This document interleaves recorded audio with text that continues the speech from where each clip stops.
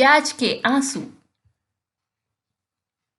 Hello बच्चों, आज मैं आपको सुनाने जा रही हूँ 3 दोस्तों की कहानी। क्या आप जानते हैं उन्हें? पहला है टमाटर, दूसरा है आइसक्रीम और तीसरा है प्याज। एक बार की बात है, टमाटर ने आइसक्रीम और प्याज से पूछा, यार बोर हो रहे हैं, चलना कहीं घूम के आते हैं। नहीं, मैं नहीं आ रही हूँ। मैं पिघल जाऊंगी। भाई तू चल रहा? नहीं यार, मैंने कपड़े बहुत पहने हैं। मैं अकेला ही जा रहा हूँ तब। उन दोनों के मना करने पर टमाटर अकेले ही घूमने चल दिया। फिर अचानक से टमाटर चलते चलते गाड़ी के टायर के नीचे आ गया। यह देखने के बाद आइसक्रीम भागते भागते टमाटर के पास जाने लगी और वहां पिघल गई। और यह सब देख वहां खड़े लोग हंसने लगे। लोगों को हंसते देखकर प्याज रोने लगा। तभी वहां सब्जियों के राजा आलू प्रकट हुए। तू रो क्यों रहा है? मेरे दोस्त का एक्सीडेंट हो गया और ये लोग हंस रहे हैं, मुझे बदला लेना है। आज की बात तेरी वजह से हर कोई रोएगा। यह वरदान देकर जब भी कोई प्याज को काटता है तो उसकी आंखों में आंसू आ जाते। ढोलनपुर नाम का एक गांव था, जहां एक बालक अपने परिवार के साथ रहता था। घूमते घूमते वहां अक्सर गांव के बाहर नदी के किनारे चला जाता था और थोड़ी देर वहां रुककर लौट आता था। उसके बाबा उसको बहुत प्यार करते थे। उन्हें लगा किसी दिन वह नदी में गिर न जाए, इसीलिए उन्होंने एक दिन अपने बेटे से कहा, बेटे, तुम अकेले नदी के किनारे मत जाया करो। क्यों बाबा? वहाँ भूत रहता है। भूत की बात सुनकर बालक के मन में इतना डर बैठ गया कि उसके लिए घर से बाहर निकलना मुश्किल हो गया। जरा जरा सी बात में भूत उसके सामने आ खड़ा होता। बाबा यह देखकर बड़े हैरान हुए। उन्होंने सपने में भी नहीं सोचा था कि बालक भूत की बात सुनकर इतना डर जाएगा। तब उन्होंने एक दिन बालक के हाथ में एक धागा बांध दिया और कहा, अब तुम्हें भूत से डरने की कोई जरूरत नहीं है। यह देखो, भगवान तुम्हारे साथ रहेंगे। क्या इसमें सच में भगवान है बाबा? हाँ बेटा। बालक खुश हो गया। वह फिर से बाहर घूमने लगा। एक दिन उसके हाथ का धागा टूटकर कहीं गिर गया। अब क्या होगा? धागा तो टूट गया, भगवान जी तो चले गए, अब भूत मुझे फिर से डराएगा। बालक घबराया हुआ बाबा के पास आता है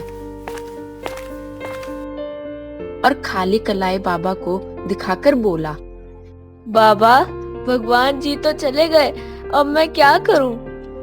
तब बाबा ने उसको समझाकर कहा, बेटे, नदी के किनारे कोई भूत वूत नहीं था और ना ही धागे में भगवान थे।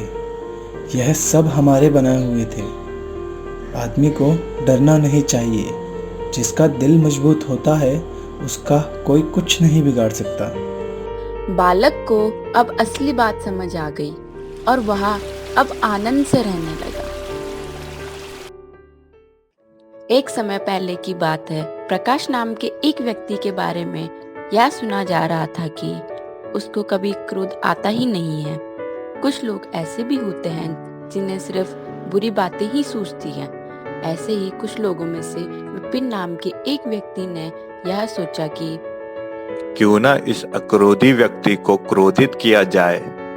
तभी विपिन लग गया अपने काम पे। उसने इस प्रकार की एक टोली बना ली और उस प्रकाश के नौकर को बुला के उसे कहते हैं, यदि तुम अपने मालिक को क्रोध दिला सकते हो तो तुम्हें पुरस्कार दिया जाएगा। नौकर तैयार हो गया। वो जानता था कि उसके मालिक को क्या पसंद नहीं है और वो लग गया अपने काम पे। उस रात नौकर ने मालिक का बिस्तर ठीक ही नहीं किया। अब तो मालिक जरूर क्रोधित हो जाएंगे, क्योंकि मालिक को सिकुड़ा हुआ बिस्तर बिल्कुल पसंद नहीं है। सुबह होते ही मालिक ने नौकर से केवल इतना कहा। कल बिस्तर ठीक था। नौकर ने बहाना बनाते हुए कहा। मैं कल बिस्तर ठीक करना भूल गया था मालिक। भूल तो नौकर ने की ही नहीं थी, तो सुधरती कैसे? इसलिए दूसरे, तीसरे और चौथे दिन भी बिस्तर ठीक नहीं बिछा।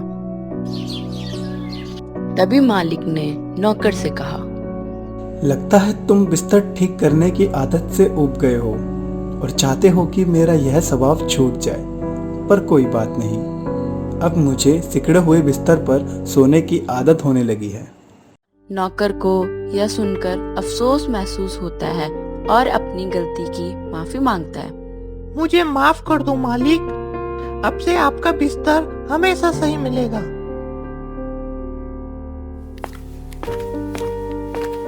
ये बात उस नौकर ने उन सभी लोगों को बताई और उन सब लोगों को भी बहुत अफसोस महसूस होता है। सीख: क्रोध मूर्खता से शुरू होता है और पछतावे पे खत्म हो जाता है, इसीलिए हमें कभी क्रोध नहीं करना चाहिए। एक समय की बात है कि कबूतरों का एक दल आसमान में भोजन की तलाश में उड़ता हुआ जा रहा था। गलती से वह दल भटककर ऐसे प्रदेश के ऊपर से गुजरा जहां भयंकर अकाल पड़ा था। कबूतरों का सरदार चिंतित था। कबूतरों के शरीर की शक्ति धीरे धीरे समाप्त होती जा रही थी। शीघ्र ही कुछ दाना मिलना जरूरी था। दल का युवा कबूतर सबसे नीचे उड़ रहा था। भोजन नजर आने पर उसने बाकी दल को सूचित करना था। बहुत समय उड़ने के बाद कहीं वह सुखग्रस्त क्षेत्र से बाहर आया। नीचे हरियाली नजर आने लगी तो भोजन मिलने की उम्मीद बनी। युवा कबूतर नीचे उड़ान भरने लगा। तभी उसे नीचे खेत में बहुत सारा अन्न बिखरा नजर आया। चाचा, नीचे एक खेत में बहुत सारा दाना बिखरा पड़ा है, हम सबका पेट भर जाएगा। सरदार ने सूचना पाते ही कबूतरों को नीचे उतरकर खेत में बिखरा दाना चुनने का आदेश दिया। पूरा दल नीचे उतरा और दाना चुनने लगा। वास्तव में वह दाना पकड़ने वाले एक बहेलिया ने बिखेर रखा था। ऊपर पेड़ पर तना था उसका जाल। जैसे ही कबूतर दल दाना चुगने लगा, जाल उन पर आ गिरा। सारे कबूतर फंस गए। ओह, यह तो हमें फंसाने के लिए फैलाया गया जाल था। भूख ने मेरी अकल पर पर्दा डाल दिया था।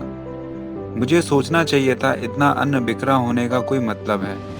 अब पछताए हो तो क्या जब चिड़िया चुग गई खेत। हम सब मारे जाएंगे।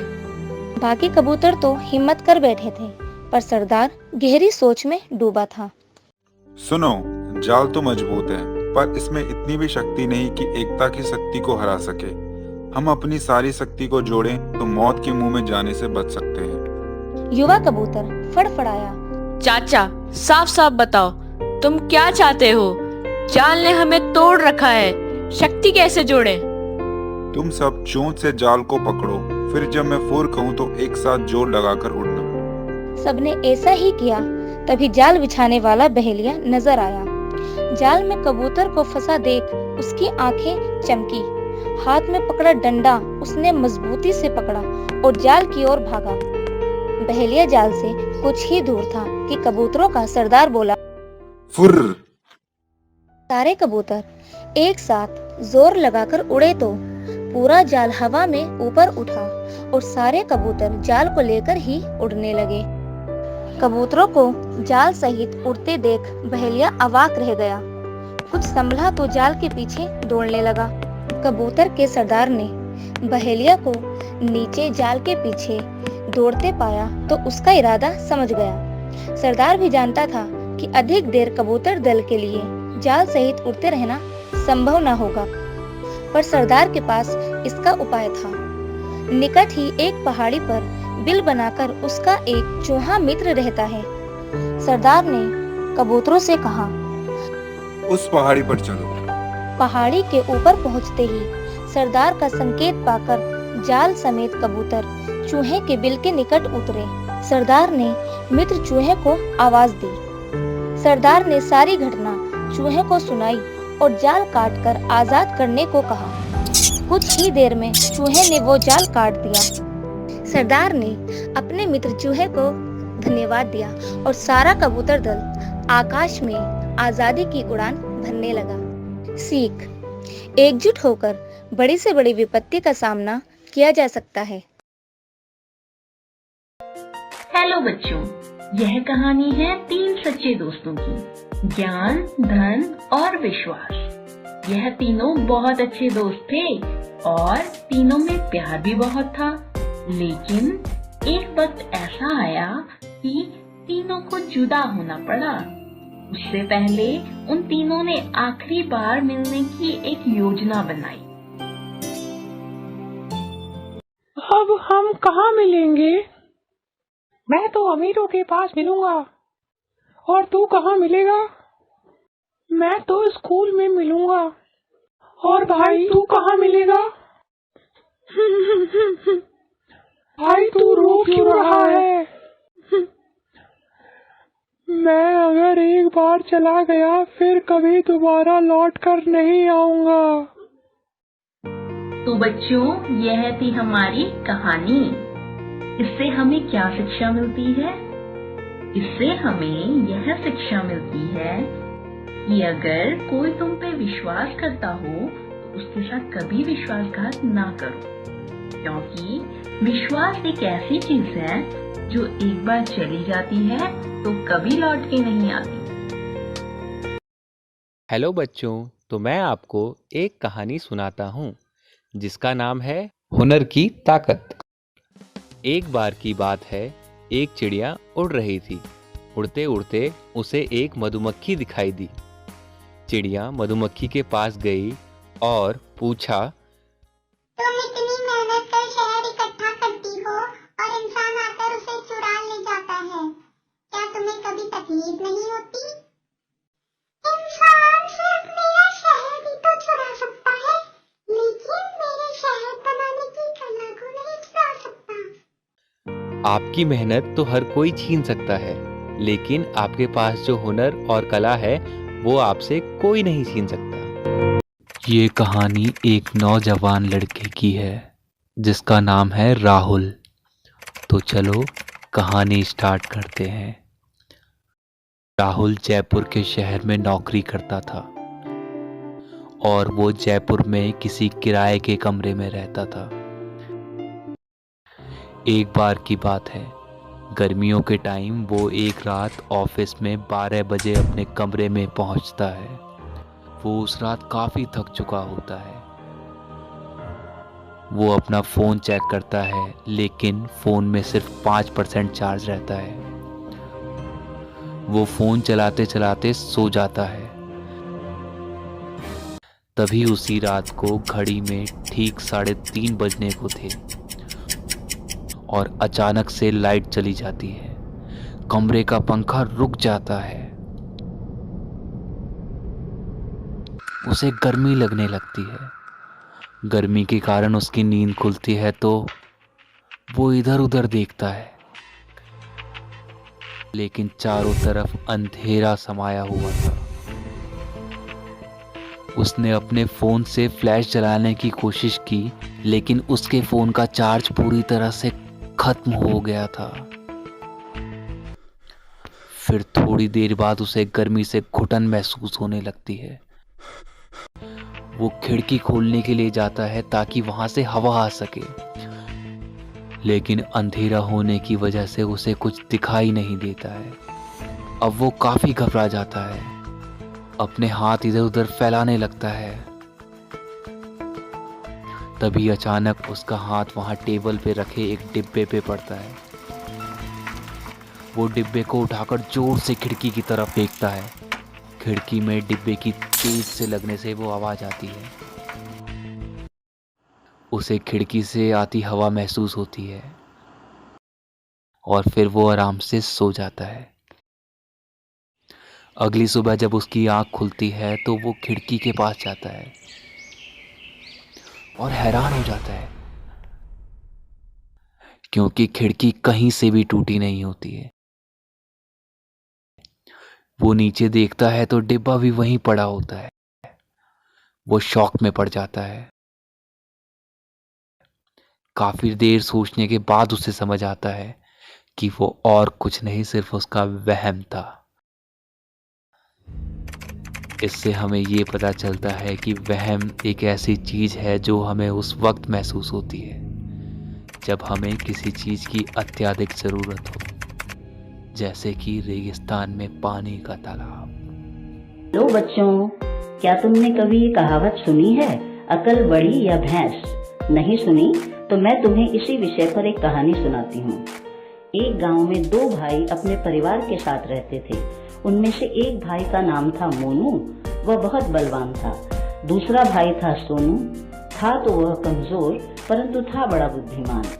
एक बार इन दोनों के पिता ने उन्हें खाली कमरे में बुलाया और कहा, बच्चों, आज मैंने तुम दोनों के लिए एक चुनौती रखी है। कैसी चुनौती पिताजी? चुनौती ये है बच्चों कि अगर तुम दोनों में से जो इस खाली कमरे को पूर्ण रूप से भर देगा वो विजेता होगा। इसमें तो मैं ही जीतूंगा पिताजी। वह भागते भागते गया और अपनी ताकत के बल पर गोलियों के कट्टे लाकर कमरा भरने लगा। अचानक सोनू के बुद्धिमान दिमाग में एक युक्ति आती है। वह भागता हुआ एक दुकान में जाता है, वहां से एक मोमबत्ती खरीदता है। वह उस कमरे में आकर मोमबत्ती जलाता है और उसके जलते ही पूरा कमरा रोशनी से भर जाता है। तो इस कहानी से तुम्हें क्या शिक्षा मिली बच्चों? यह कहानी हमें बताती है कि जो काम बल से या ताकत से न हो पाए वह बुद्धि के बल से करना चाहिए। इसे कहते हैं अकल बड़ी कि भैंस। मतलब शरीर शक्तिशाली होने से अक्ल नहीं आती।